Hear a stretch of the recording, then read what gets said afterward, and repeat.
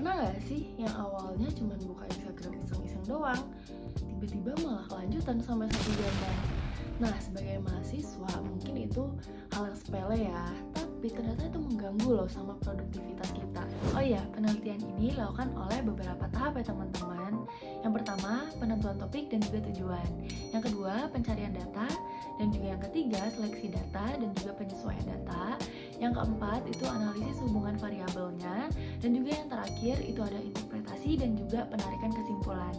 Nah teman-teman, untuk menganalisis datanya, aku menggunakan pendekatan berpikir komputasi dengan mengolah datanya seperti aku bilang tadi dengan Python di Google Colab.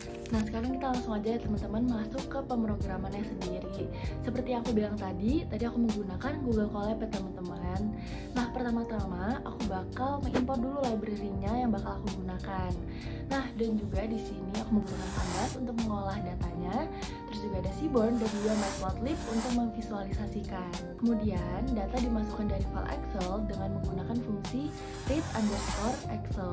Data yang ada awalnya berisi 121 responden ya teman-teman, tapi karena aku meneliti di bagian mahasiswa saja berakhir menjadi 41 responden. Nah, di sini juga ada dua variabel utama, yaitu durasi penggunaan Instagram per hari dan juga tingkat gangguan produktivitasnya. Sebelum divisualisasikan, disesuaikan dulu ya datanya teman-teman. Nah, jadi data yang aku pakai, durasi penggunaan Instagramnya itu awalnya menggunakan kategori waktu seperti 1 jam, 2 jam, seperti itu. Nah, jadi di sini aku ubah dulu ke satuan menit. Nah, jadi aku bisa analisis dengan secara numerik. Selanjutnya, durasi dalam menit ini aku kelompokkan kembali ke interval tertentu dengan menggunakan fungsi pd.cut. Tujuannya supaya datanya mudah dibaca dan juga dapat dibandingkan dalam bentuk visual. Nah, pada bagian kode ini aku menentukan batas interval durasinya. Mulai dari kurang dari 30 menit, 31 sampai 60 menit, dan juga hingga lebih dari 180 menit. Setiap durasi lalu dipetakan dalam kategori tertentu secara otomatis oleh program. Pendekatan ini menunjukkan prinsip berpikir komputasi, di mana masalah dunia nyata dibagi menjadi langkah-langkah yang logis yang dapat diproses oleh komputer. Setelah data siap, program mengeluarkan output berupa diagram batang yang menunjukkan distribusi durasi penggunaan Instagram. Grafik ini menunjukkan bahwa sebagian besar dari mahasiswa menggunakan Instagram lebih dari 1 jam per hari. Selain itu, di sini aku juga buat visualisasi untuk tingkat gangguan produktivitasnya.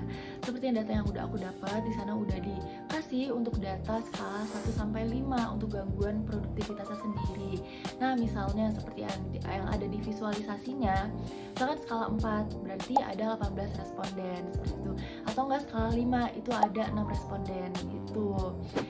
Dari hasil ini menunjukkan bahwa semakin lama durasi penggunaan Instagram, semakin besar juga kemungkinan mahasiswa merasa produktivitasnya itu terganggu.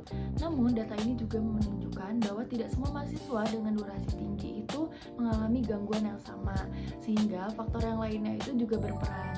Melalui penelitian ini, sebagai rekomendasi, mahasiswa perlu mengatur durasi penggunaan Instagramnya agar tidak mengganggu produktivitas akademiknya gitu, supaya tetap terjaga. Nah, dan juga Instagram sebaiknya dimanfaatkan secara lebih bijak dan juga sesuai dengan kebutuhan. Nah, jadi teman-teman, sekian penjelasan poster penelitian dari saya.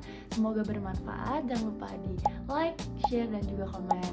Bye-bye.